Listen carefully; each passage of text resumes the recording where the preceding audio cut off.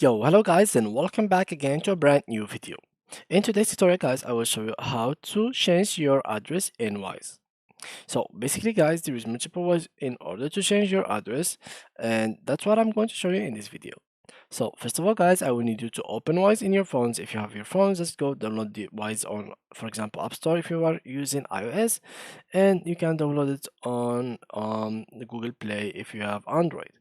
Now, after we've finished with this step, you can open Wise and create your account.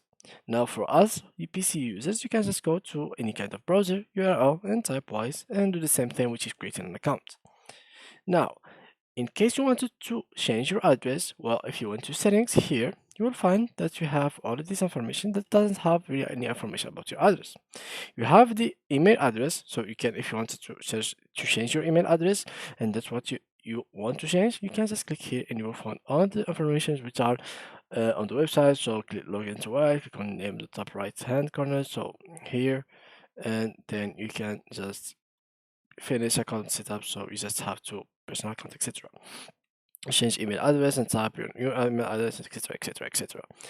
In the application, you can tap on your initial or your photo, top left corner, privacy security, change email settings, etc., and confirm.